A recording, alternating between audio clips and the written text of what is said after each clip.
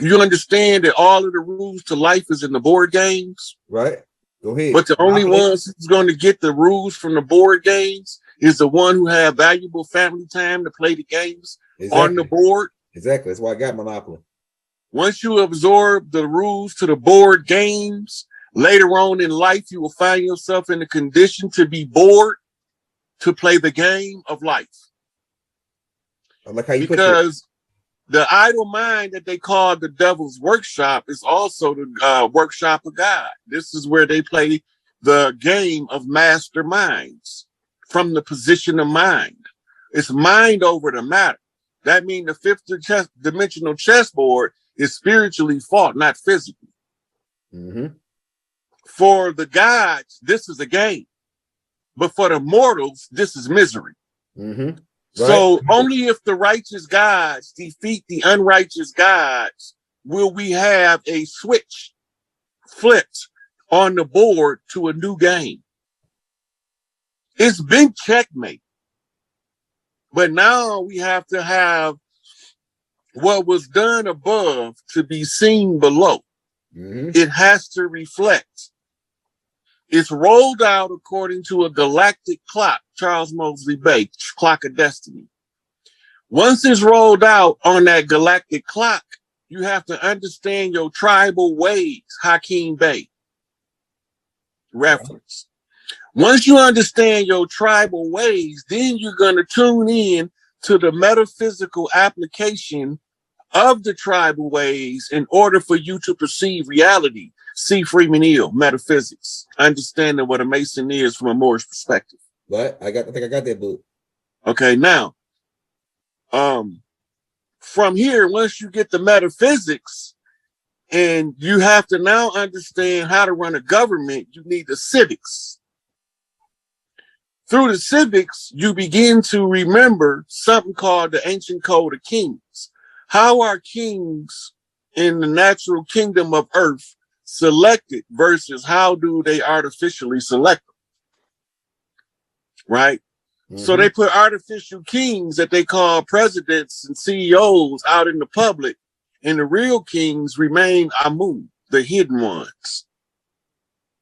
You let the ones who was the newest addition to the human family had an opportunity to rule as long as they don't spill too much blood in the process of learning how to treat other people, because eventually you're going to want to treat people to treat you the way that you treated them.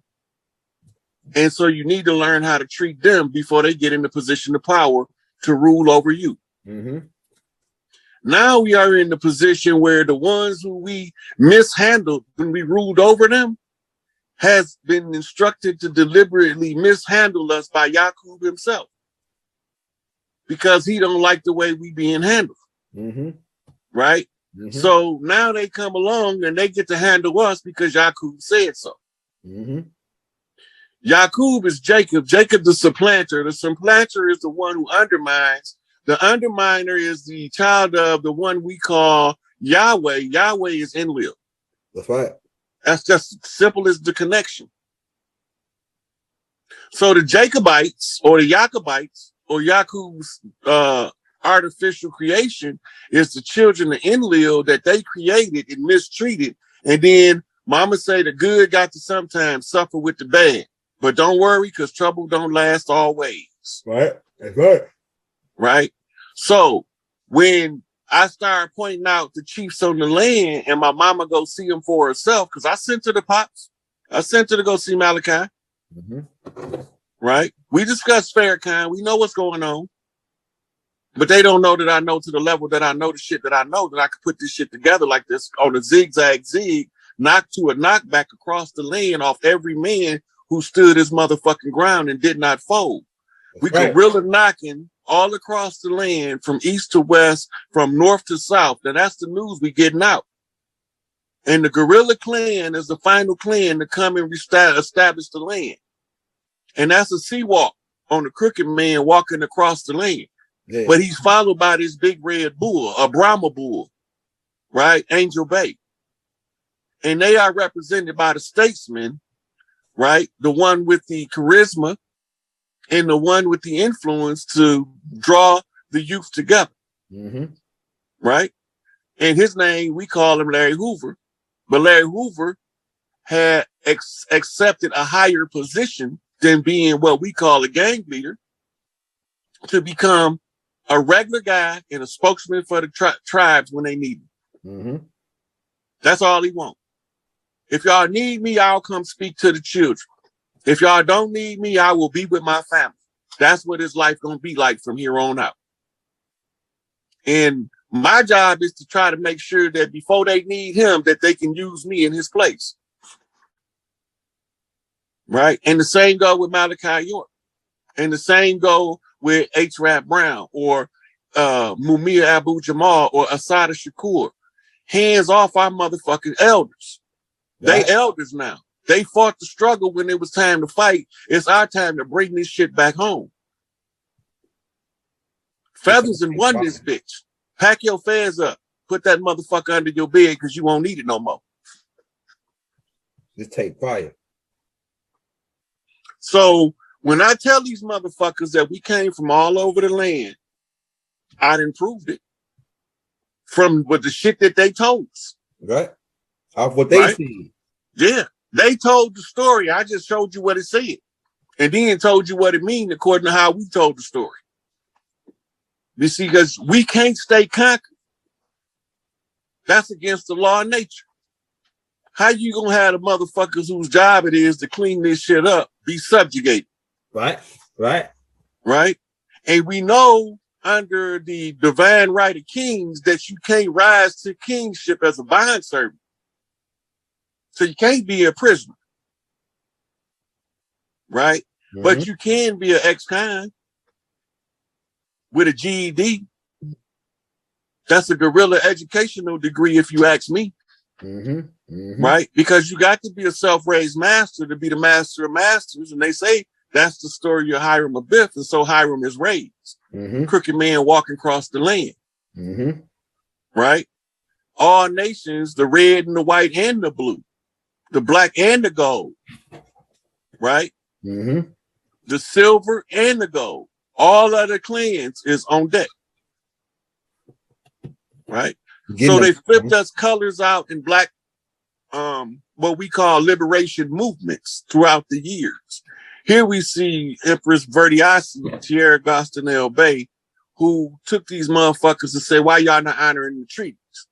In 1993, the United Nations Center for Human Rights recognized the Washita Didong Damanya Moor Empire. Now you notice how she spelled Moor. She spelled Moor. M-U-R-R. Yeah. M-U-R-R. Yeah, not M-U-U-R-R. Yeah. Empire as the oldest indigenous group of people on Earth.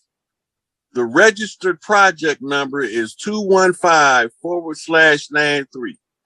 These Native American tribes are, now look, see, why did the spelling change? The year, right? 1993. Yeah, but why did the spelling change in Moors? Who changed the spelling? Yeah, right. Right, now look what they say. Washita, Yamasee, Iroquois, Cherokee, Choctaw, Blackfoot, Pequot, and Mohegan. But one problem about the Cherokee. Let's go to Google. All right, I got you. Look up etymology of Cherokee. Because it's not going to be Cherokee in our language.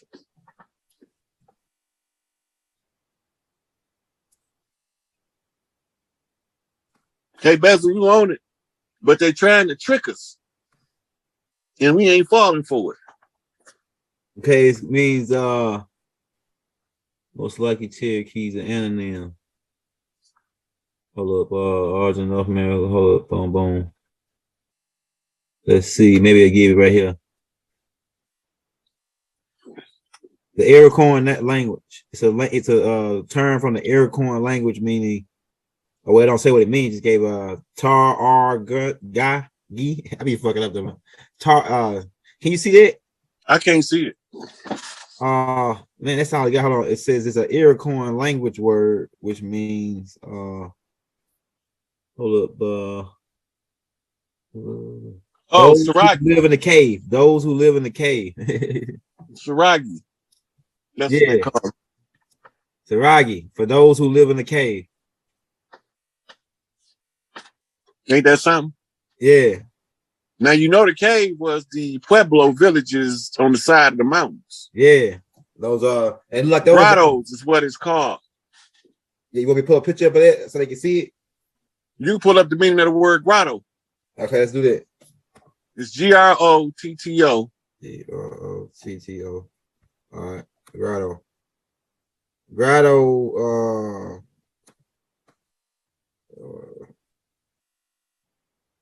Let's see. Okay, let me just type in the meaning of the word grotto. See if that pulls it. Caves. It says an artificial structure made to resemble a natural cave. Now pull up the Pueblo village. All right. I know I looked up Pueblo yesterday. It means village, just like you said. They keep saying that we just disappeared. We didn't fucking disappear. They just paper genocided us and said we came on slave ships. What's up with Pueblo? Oh, these Nigga, are $5 Henderson- Indian. These $5 Indian tribes, the Cherokee, the Pablo. See, I knew that when They made up names. That's why I'm pointing this shit out, because Yeah. they telling you the tribe whose name they was covering up. right here, go pictures. You want to see the read up on them? Go second row, far right. Okay, hold on. Go back. Second row, far right. All right, right here. The pictures right here. We downloaded these pictures.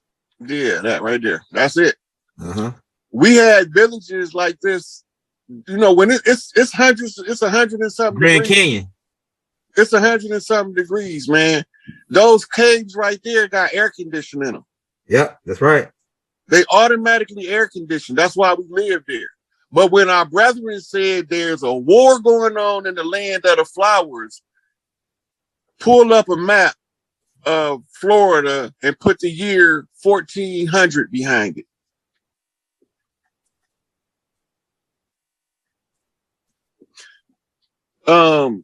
Raphael, we know that the slaves that came on the ships, and we know who they was and who they wasn't.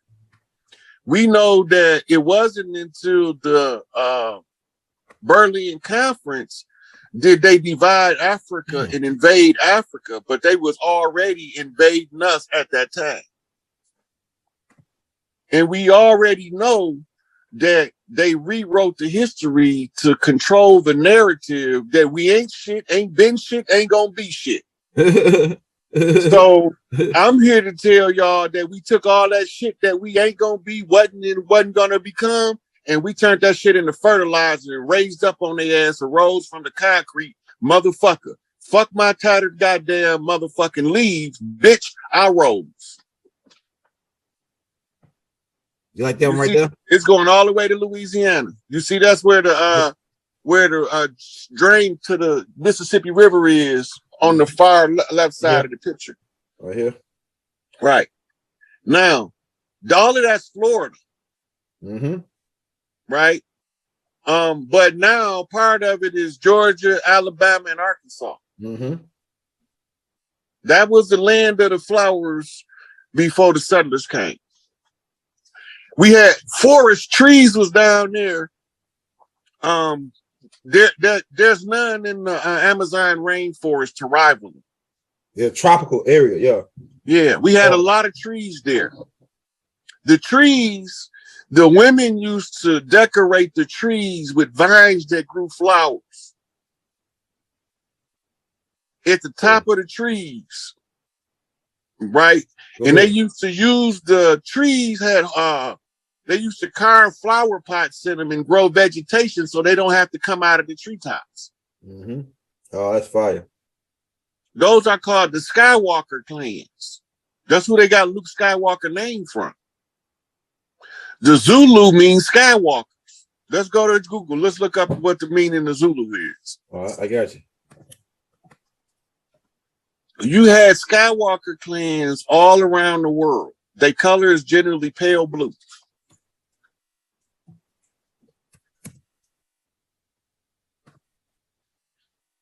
We're going to show y'all some treetop villages before we get out of here because we need to know the topography that I'm talking about. But first is a certain little stuff that you got to know what you're looking at.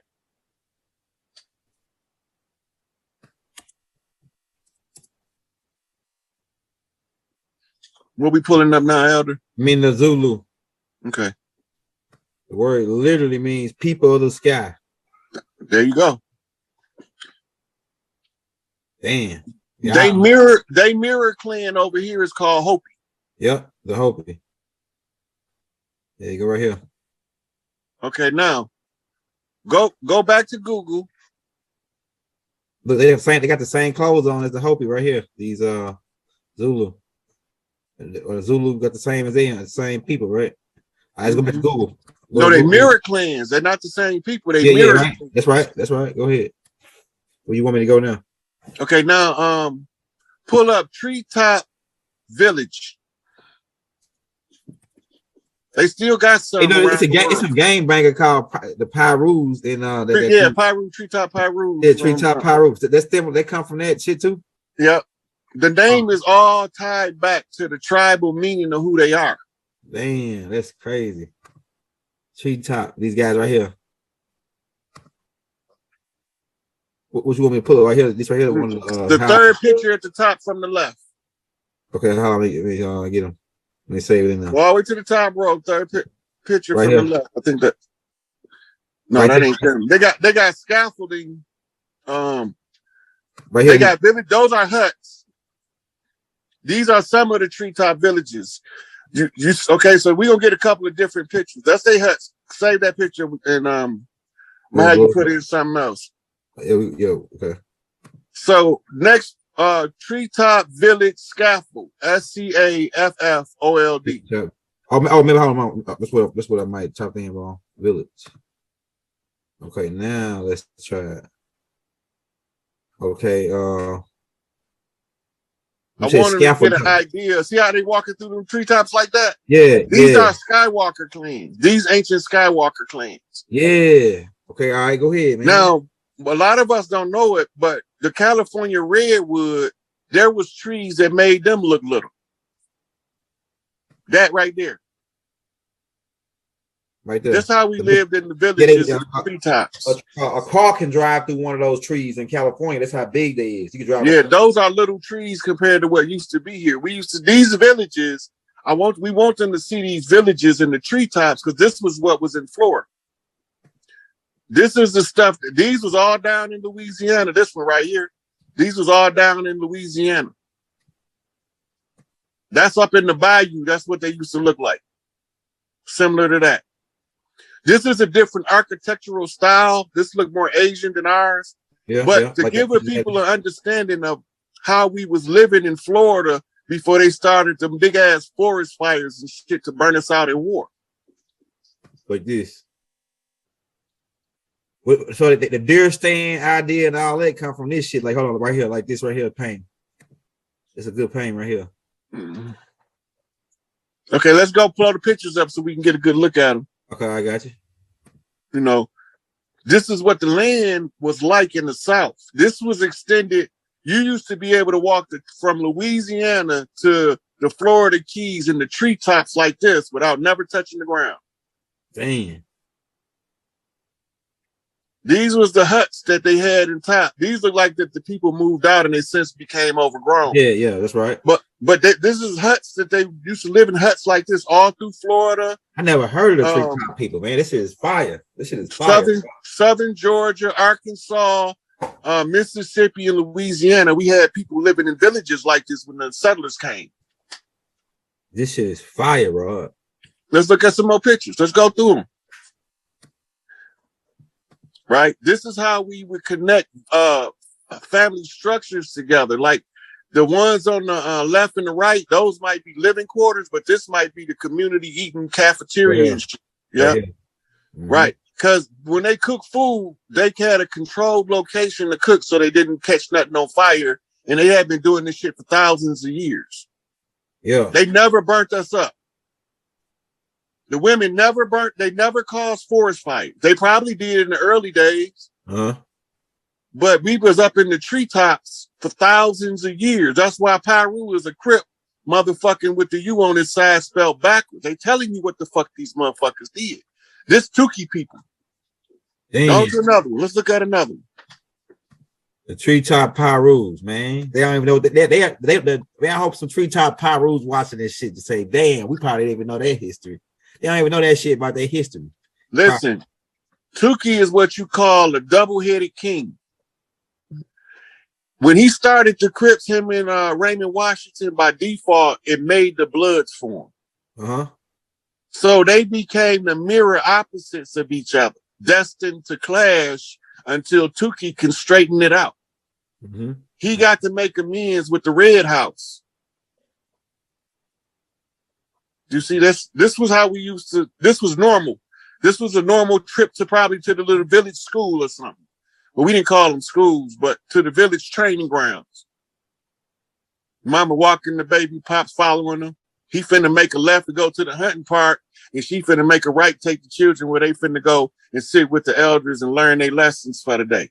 Now, what you said made us want to go become Skywalkers, like some of the clans? We just naturally gravitated toward living in nature, with nature, off nature. Yeah, stop walking on the ground, pretty much. Well, no, it wasn't to stop walking on the ground, right? It was like some people live in skyscrapers, some people live in a ranch house. Okay. This is what it is. So now, all of the people that have the attraction to the skyscraper, they don't get the view that these people get. With they, right. So they became Skywalkers. They come down out of the trees, but they do it on their turns for ritual purposes. As in, they might come down for grounding rituals. I'm about to go get some drink. Oh yeah, hey, you dropping some juice, because I ain't never heard of the like I heard terms threw around like Skywalker this, Skywalker that, but I ain't never make a connection with there was some of our native tribes who actually went up in trees and started connecting these Skywalkers together and all their huts, and they make a lot of sense. And there's a whole bunch of shit just going on through my mind on other shit that I knew that I didn't put together about these people living up in these trees.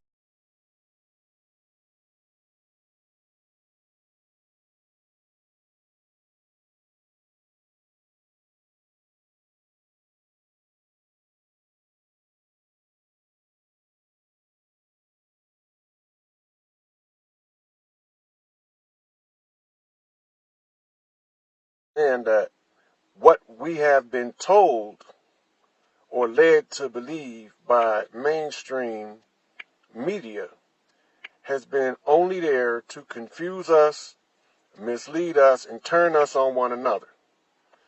So if we're going to ever get to a point of liberation, of freedom from all of this oppression, one thing we're going to have to do is get past jumping to assault each other openly and in public without cause, and no one's doing that to us. So what happens in the community is people begin to speak on things because it look a certain way.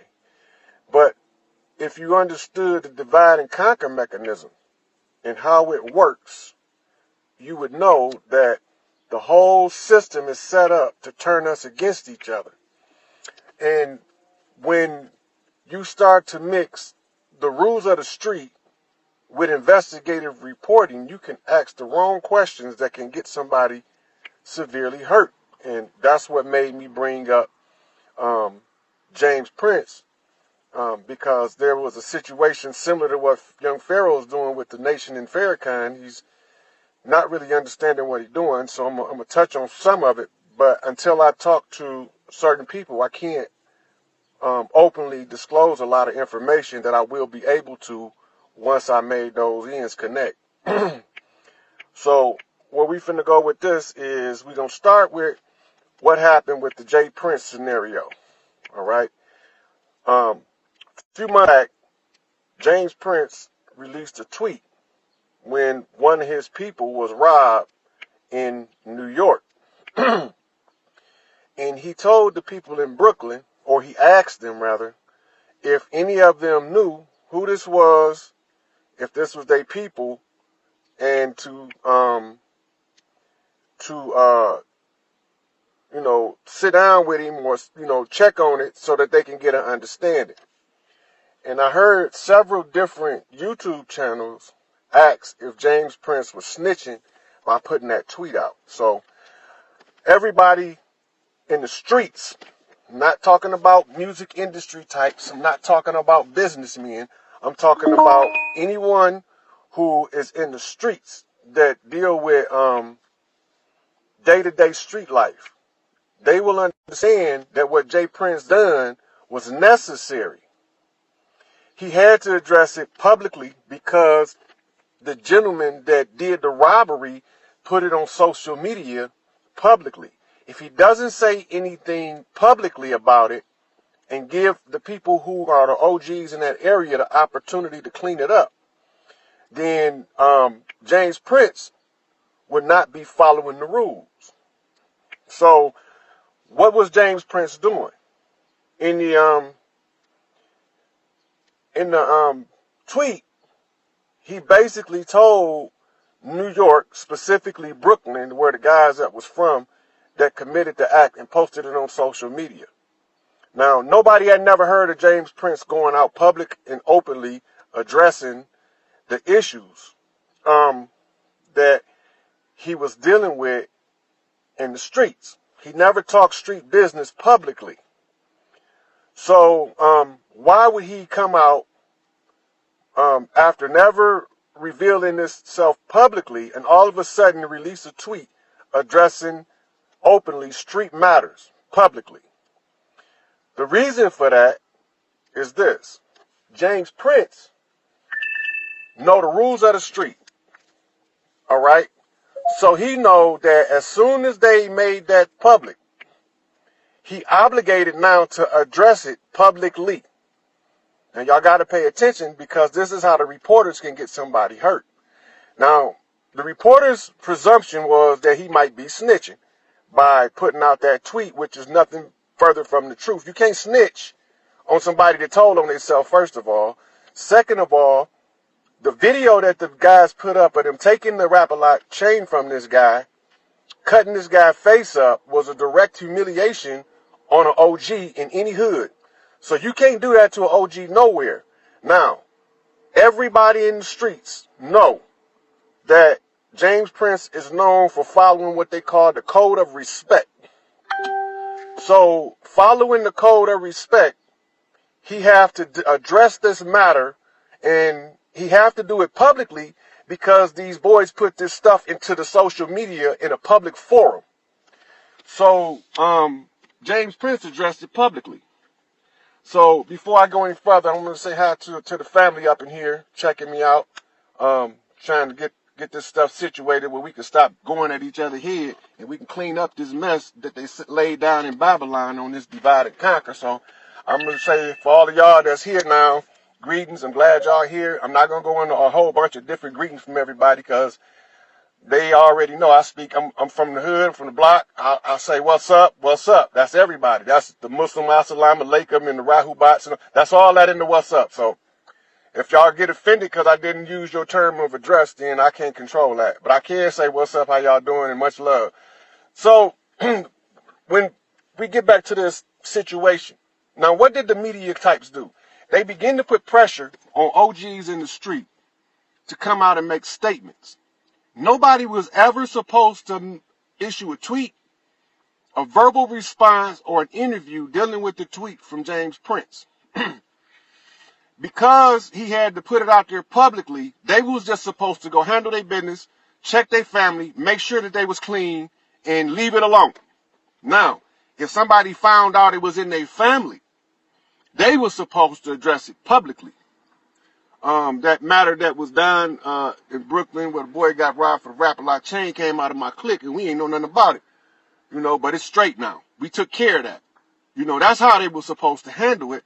Whereas that's why he said we have to get an understanding. He ain't threatened nobody. He didn't say nobody did anything other than whatever is going on up there, those I respect, and he hashtagged them all. But none of them was supposed to openly and publicly respond if they following the code of the street. They was just supposed to go check their camps. Individuals check their camps. Now, their response was, if anything, at most, a phone call to James Prince, hey, this is This is my son, the general. My camp clean, baby. I'll holler at you later. That's the end of the conversation. It wasn't supposed to be a whole drug out thing. And these reporters, by forcing people like Fat Joe to make a verbal response by continuously asking them about it, is putting his life in danger. It's not putting his life in danger from Jay Prince. It's putting his life in danger from OGs from his area, because they already know the rules and they're going by the rules. And this is how we end up in this situation, which is going to take me to the young Pharaoh situation next. Because if we follow the rules, we won't have these issues. And people always got something to say about somebody else's business without really understanding what it is that they're addressing. So the street rules become imperative to understand in social media and investigative reporting, because you're not supposed to ask people from the street about street things so you can put it out in the public domain and get somebody hurt. So y'all got to understand this. You can seriously have a person's life snatched from them by putting the wrong stuff on social media and putting the wrong stuff in an investigative report in a documentary. Now, I did a video a couple months ago, about a month and a half ago, about Tupac. I had to take the video down because it put somebody's life in danger. And later on, once I was able to know that that person was secured, I was given permission to put it back up. So I posted it back up with an explanation. Then, so what did young Pharaoh do to prompt me to give this address? Now, I hope somebody tagged him on the video that I was going to be coming on here, because I want him to see this. I am very, very proud of young Pharaoh to begin with, for his courage and for his determination to deliver what he perceived as the truth against all odds, because he don't even understand the odds he's facing when he's addressing certain issue, or he have the courage to withstand the backlash of those odds. And his delivery style remind me of me when I was his age. You know, it's raw, it's untempered, and it's also lack the depth that his elders around him should be feeding him, unless they surface dwellers. Because when you surface dwelling, you can't get to the bottom of anything. And so young Pharaoh did two speeches. The first one, he said that Farrakhan was clout chasing at the Nipsey Hussle send-off ceremony. He don't know what he's talking about, because he do not understand that this is bigger than that. Ceremony was more than just what you would call in modern America a funeral. That wasn't just a funeral. And I'm not going to go too much into that right now, because I touched on it in the Tupac video. The second thing that young Pharaoh did was a documentary that came out. But they still could be my friend. I understand it's about the love and the respect, but sometimes the respect is all you can get, because a motherfucker got too much hate to give you the love. And it's a thin line between love and hate. And if you can cross that thin line and still bump straight, that means that you can walk the Siddhasta King. That's the straight and narrow way for a motherfucking king. And only a few can ascend, because only a few are the righteous, and the righteous are few in number. And the motherfucking earth shall be inherited by the meek, and the meek is the alfeminate, and the alfeminate is the feminine, and feminine is the women, and the women are the ones to raise the matriarchy. Because when you put the shit the way it go, the machine run the way it's supposed to be run, and that's the most efficient way to run a government. And if you run it the most efficient way it was meant to run, then it's going to run as smooth as it was supposed to be running. And if it runs as smooth as it want to be running, then the people that's listening, that's falling into the governmental structure of the matriarchy, is only going to be able to produce their best life, because there is no other options but in order to live in prosperity, truth, love, and happiness. And if you don't want to live in prosperity, truth, love, and happiness, you can't stay here, because we're going to be vibrating on the wrong frequency, and we're going to agitate your demons, and your demons going to torment your ass for staying in the midst of all of these motherfuckers throwing Mardi Gras across the land from coast to motherfucking coast everywhere.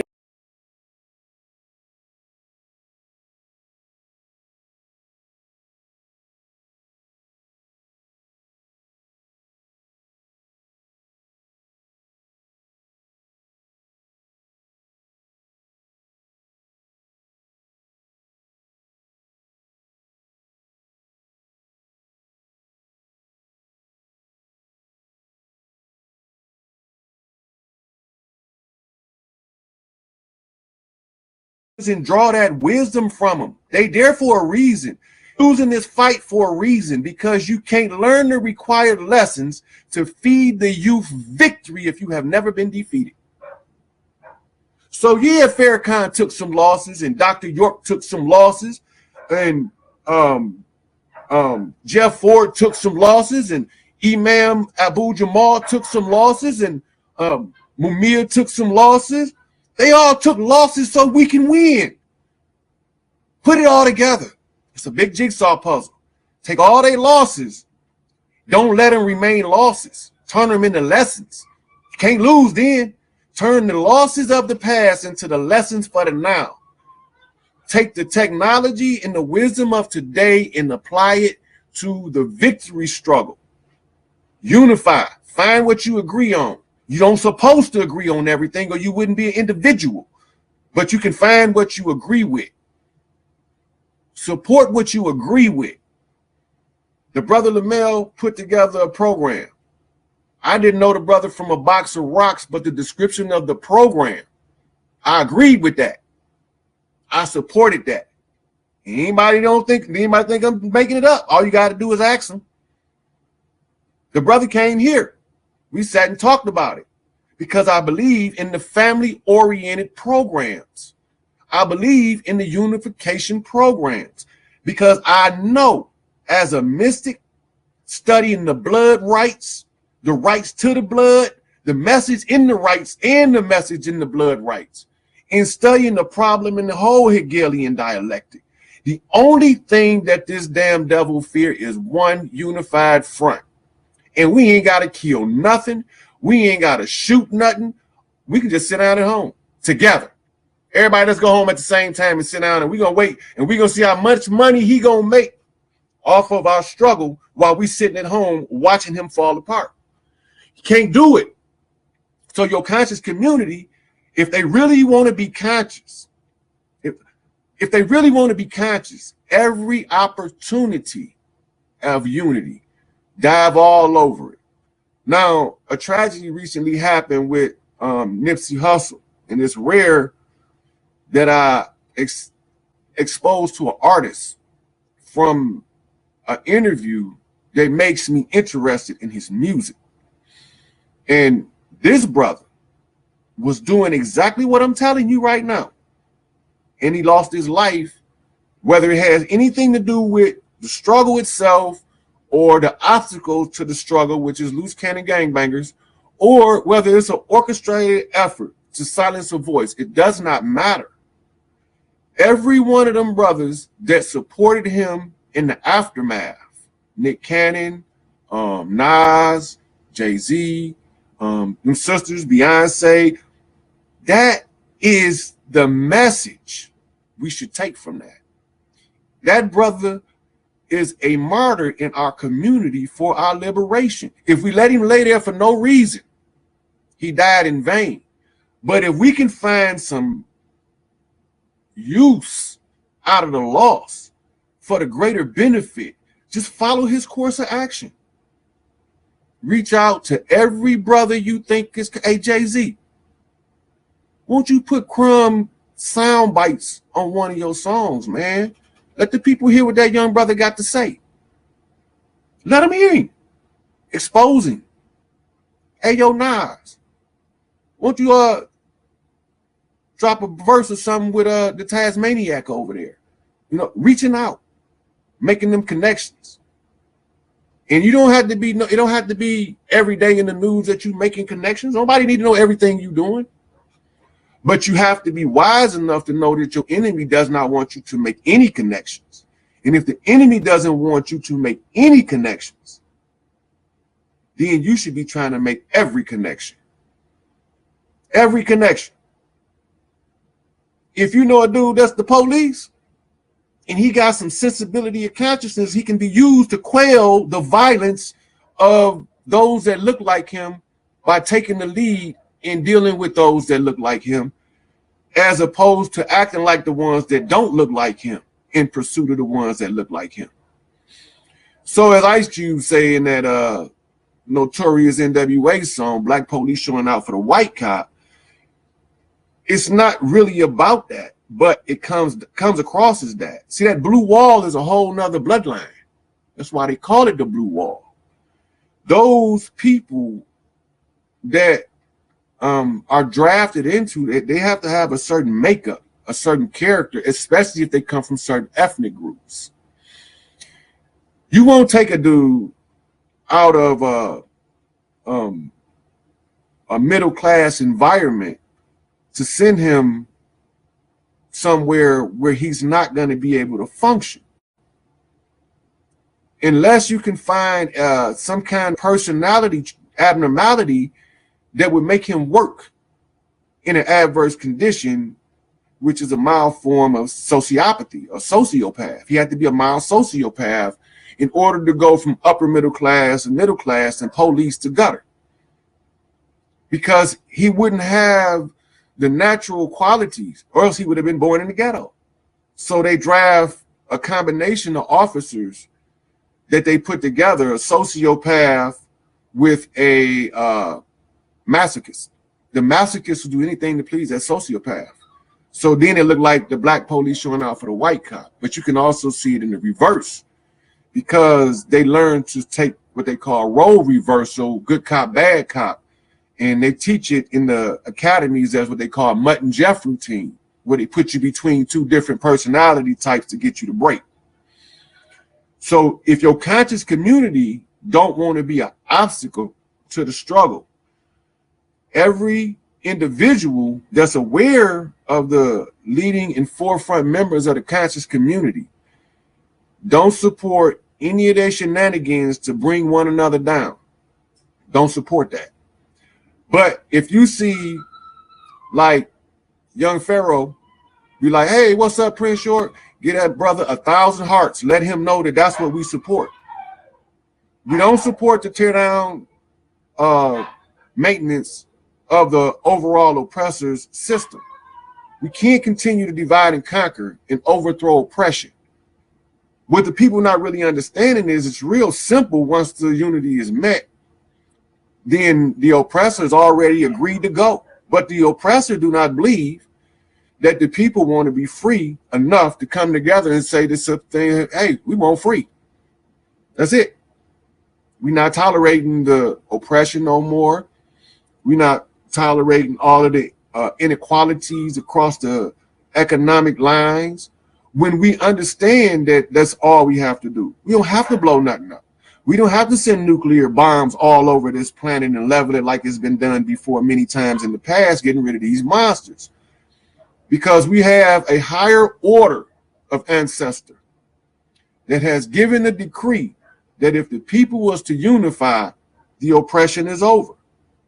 The people will unify if the orders are given correctly. That means that if we understand that where our power is and how to use it and make no apologies for issuing orders, if we can understand them three things, we ain't got to understand nothing else. We know what platforms are big enough for the people to recognize the order that's given.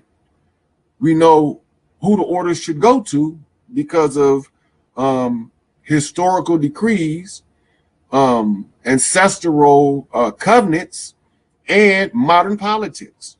All these come into play. We know it all. We know it all. Garvey wrote a whole play, but it wasn't a play. It's African Conjuring. And he said that the kid, go read the play. I'm not giving it up. Go read the play Garvey wrote about the final king that everyone thought was Selassie I, Haile Selassie. That hasn't happened yet. And I'm going to tell you how you know. Because according to what Garvey wrote in the play, when this king is crowned in Africa, there would be no more suffering and no more misery on earth. This is directly taken from Revelations, Ezekiel, hieroglyphics, and oral histories around the world. So this is already written to happen. It's going to happen. Now, even if it was a myth and nobody originally believed it, there's something else at play called collective consciousness. This goes to the conscious community. Collective consciousness, I mean, everybody thinking in one mind. The collective consciousness said that a king got to be crowned on earth to end the misery. So even if when it was originally put down over 700,000 years ago, the first time, if it was a myth then, because of the continuous belief systems adopting the same idea across culture, barrier, and boundary, across all geography and topography of the earth, because it's that much energy put into this idea over such a prolonged period of time, it has to manifest. And the closing of the age is now. This is the Jubilee. If it wasn't going to manifest any other time, it would have to now, in order to have a successful closing of the age or a transitioning of the eras. You have to fulfill all covenants and agreements with the Creator and the lesser gods. The Creator and the lesser gods. All of our punishments have been fulfilled. Do your conscious community know this? All of our transgressions have been redeemed. But do your conscious community know this? If they knew this, and they really was truly conscious, and they knew what was going on the whole world stage, then they would automatically know to push all conscious communities to one voice. You got to have one voice on the world stage as a collective. One voice. That one voice can't be egotistical to the point where they cannot speak effectively on behalf of the people. So do not let your conscious community, overinflated egos, and well-read minds seduce you into surrendering your soul for $1. This is bigger than money. Money is a side effect. This is the final awakening of those who have paid a penance for a prior misdeed. Everybody has to have an opportunity to sin. Everybody has to have a chance. Nobody could be deprived. We have to remember that if we're going to be conscious. And so you use events like a tragedy, like a Nipsey Hussle tragedy, to advance the unity. You use a tragedy to advance the unity, because if you do that, it reduces the possibility of the next voice being silenced, because they don't want to keep silencing voices if every time they do it, we get closer instead of separate. If we get closer instead of separate, then they don't want to silence our voices. Now they got to figure out a new tactic, a new strategy. But they have no more strategies if we unify. They're all out of cards. Now, I've been watching all y'all leaders. I'm waiting. They not doing no God shit. They doing some egotistical stuff. You know, I'm watching them. But all they got to do is figure this. If the prophecy of Abraham is in reference to the lost found Negroes in America, and that there's any validity to it, and as Farrakhan said in 1984, it's a significance to that year, George Orwell, that time dictates the agenda. And if you understand the times and you understand the prophecy and you know how to read the signs, you would understand the times. So once you understand that, you will know automatically what the agenda is. It's not rocket science. It's not rocket science. So we at the closing of the age, your conscious community are all in their little bubbles. And we as a collective have to start pushing these bubbles together. We have to start pushing for Pharaoh and Crumb to do a video on something they agree on. not disagree, because the things they disagree on, the science will prove that later, because we don't have the luxury of time left in order to clear up all of the misconceptions instantly like that. We don't have, because it's going to take a whole lot of work to put together what happened, unless you know somebody that was there, like at the fall, and like was part of it, and that 3/5 compromise individual sometime kind of way became 5/5 realized and said, oh, that's why we had to endure all of this rapage and pillage and colonization and capitalization, suppression and oppression, repression. I didn't know we was that bad. I didn't know that as bad as we was, it made they worse look like they was being good to us. I didn't know that.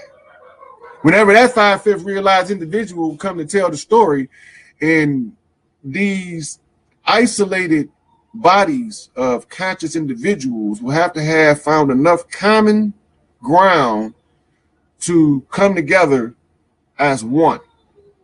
And until they find enough common ground to come together as one, the conscious community is the biggest problem to liberation. When the conscious community don't see that the only solution is unity, and that they don't have to agree on everything in order to pursue that unity, the conscious community then becomes the problem. So just like a regime, they have to be overthrown. And the only way you can overthrow a conscious community is with a superior consciousness. That means you would have to be 5/5 realized, a full and aware self. As the Kemetic said, man, know thyself. You mean you have to understand the full and total makeup of what you are physically. Multiple systems operating in one organic phalanx nanotechnology matrix. All of these systems are designed to work in harmony based off electromagnetic resonance and frequency. Are you aware of this?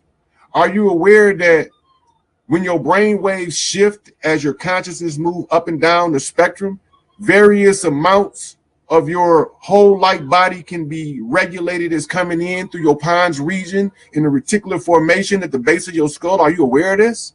I mean, you conscious. Dr. King told you about the black dot. Do you even know where it's at? Do you know how to enter it? Do you know how to get through the black dot into the realm of reality and out of the matrix? I mean, you conscious. If you're not the obstacle, you got to be the way. If you're not the obstacle, you got to be the way. And the only way is unity. The only way is unity. Only way to overthrow the same oppressor is everybody that got the same oppressor got to say, hey, man, I don't want him oppressing me no more, man. I ain't participating in his war games. I'm not participating in his war games.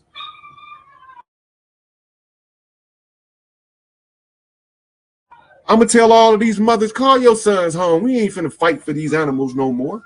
Tell your sons and daughters to come home when because they got sons and daughters as MPs.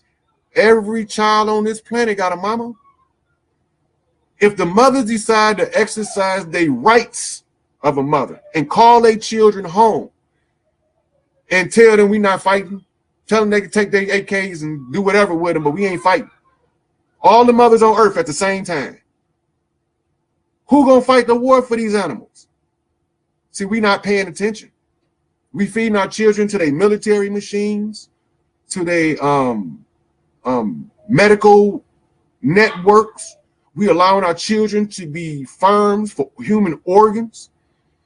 We allowing them to be made into all types of food dishes to feed so-called royal families.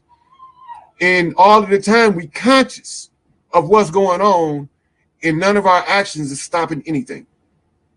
But we only got to give 3 orders to clean up the house. 3 orders. The first order, just everybody stop and look like, what the hell just happened? What the hell just happened?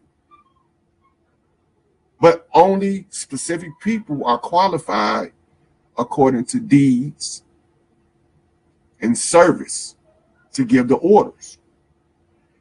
Otherwise, the orders will not be taken seriously, and that's going to be not good for the entire planet if they're not taken seriously by the ones the orders are given to. So you have to look at the spectrum of leadership, analyze it.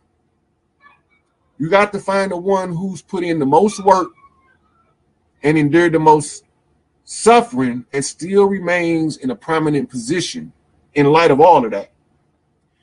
Because in order for that person to remain there, there has to be a greater power than himself to keep him there.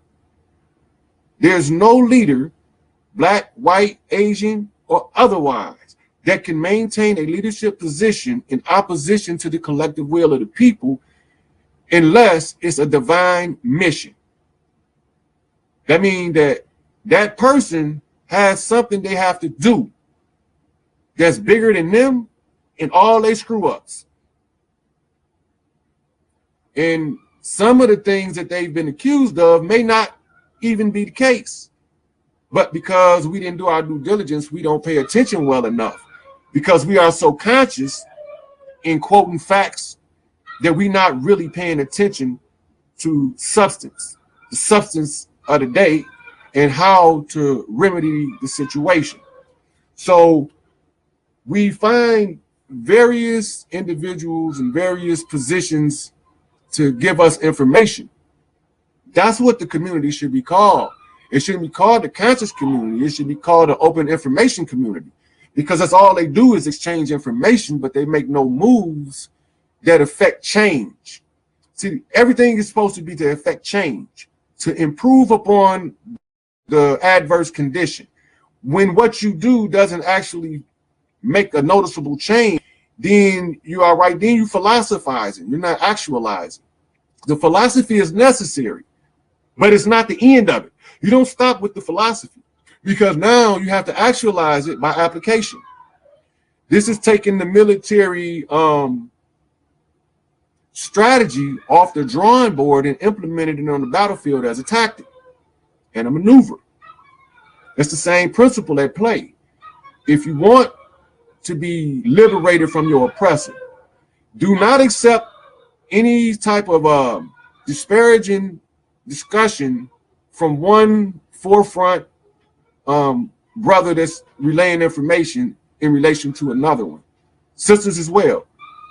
If they say something that support one another, support them, especially when you hear, if like they on a live like I am, and you agree that they said something that supports another unconnected individual, that show them love on that, because that's how they get the unity. They get to see that the people want them to work together. They'll work together because the people demand it. It's simple supply and demand. The people get what the people want. The customer always right. If the people want freedom, the only thing they can do is push those like minds together and make them work. Make the think tank. Put the problem up on the board just like they do in math school when all of those physicists get together to figure out how to get this space probe from Earth to Pluto. An insurmountable obstacle. They go and get all these physicists, these mathematicians and scientists, and put them all in a room, get a big old chalkboard and say, here's the problem, solve it. And they shut the door on it.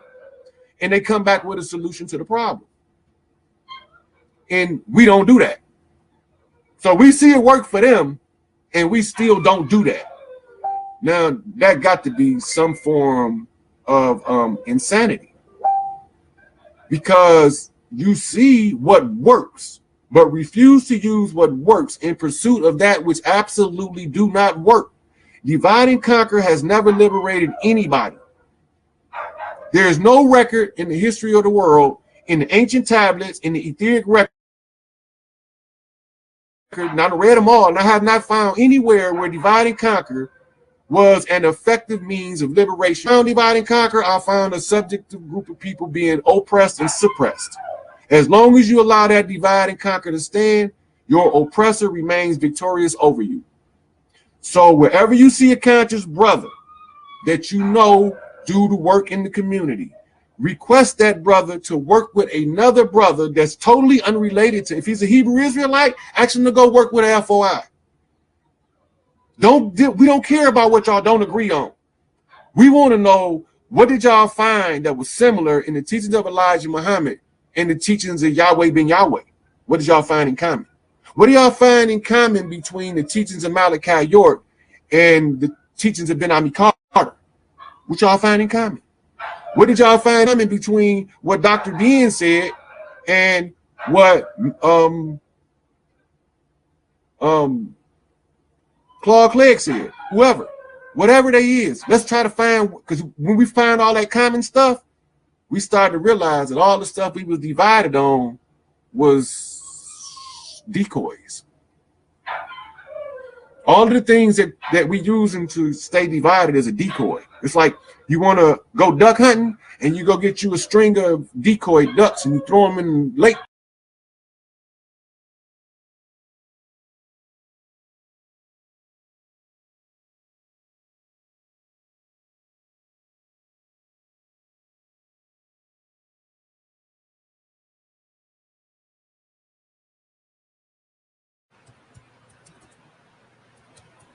But I only got like 4 videos on there because I haven't really been doing YouTube yet, because I've been trying to give these people the opportunity to come and do what they're supposed to do. And they got me sitting on standby. I ain't got no problem with being on standby. I've been on standby my whole life.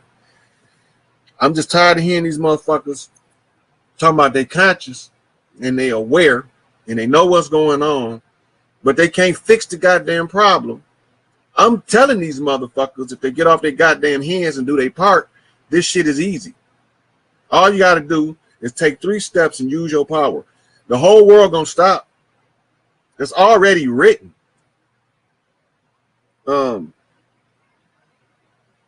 Yeah, that's it. That's it. Diane, it's right there. Morpheus Megas at YouTube.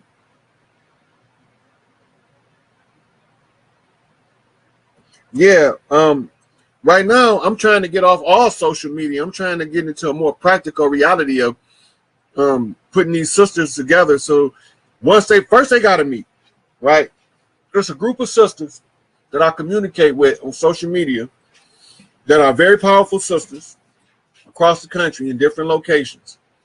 And they all got a role to play in the rebuild structure. And in the structure for the rebuild, when they all do their part, it worked like, it's like putting the dream team together. Every one of them loving, beautiful, kind-hearted women that want to see this shit stop. That's sincere, and